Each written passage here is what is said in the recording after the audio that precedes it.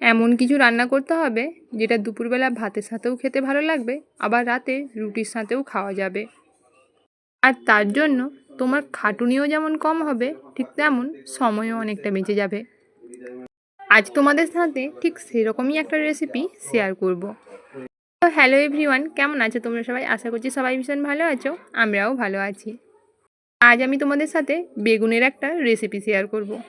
Usually আমরা বেগুনটাকে হয় ভেজে না হলে কোনো চচ্চড়ির সাথে দিয়েই খাই, কিন্তু আজকে আমি একদমই নতুনভাবে একটা বেগুনের রেসিপি শেয়ার করব, যেটা তোমাদের ভাত কিংবা রুটি দুটো দিয়েই খেতে ভালো লাগবে। তো যেমনটা দেখলে, বেগুনগুলোতে আমি নুন হলুদ মাখিয়ে ভাজতে বসিয়ে দিয়েছি, আর এদিকে একটা মশলা করে নিচ্ছি। মশলার মধ্যে দিয়েছি আদা, পেঁয়াজ, রসুন, একটা শুকনো লঙ্কা আর দুটো কাঁচা লঙ্কা। তো ওগুলো একসঙ্গে পেস্ট করে নিয়েছি, আর এদিকে আমার বেগুনটাও ভাজা হয়ে গেছে। এবার কড়ার মধ্যে আরও বেশ খানিকটা তেল দিয়ে ওই যে মশলাটা বেটে রেখেছিলাম সেই মশলাটাই দিয়ে দিলাম, আর ওপর থেকে বেশ কিছু গুঁড়ো মশলা দিয়ে দেবো। গুঁড়ো মশলা হিসেবে আমি এখানে হলুদের গুঁড়ো আর জিরের গুঁড়ো এইসবই ব্যবহার করেছি, আর উপর থেকে দিয়ে দিলাম অল্প পরিমাণে একটু নুন। নুনটা অল্প পরিমাণেই দেবো, কেননা বেগুন ভাজার সময় আমি যেহেতু নুনের ব্যবহার করেছি, তাই একবারে যদি বেশি নুন দিয়ে দিই তরকারিটা ভীষণই নুনটে হয়ে যাবে, আর সেটা খেতে একদমই ভালো লাগবে না। তো দেখো, মশলাটা আমি খুব ভালো করে ভেজে নিয়েছি, এখন ওর গা থেকে তেল ছাড়তেও শুরু করে দিয়েছে। এবার ওই মশলাটার সাথে সামান্য পরিমাণে একটু জল দিয়ে দেব। জলটা দেওয়ার পর সমস্ত কিছুটা ভালোভাবে মিশিয়ে যে বেগুনগুলো ভেজে রেখেছিলাম সেগুলো একে একে ওই ঝোলটার মধ্যে দিয়ে দেব।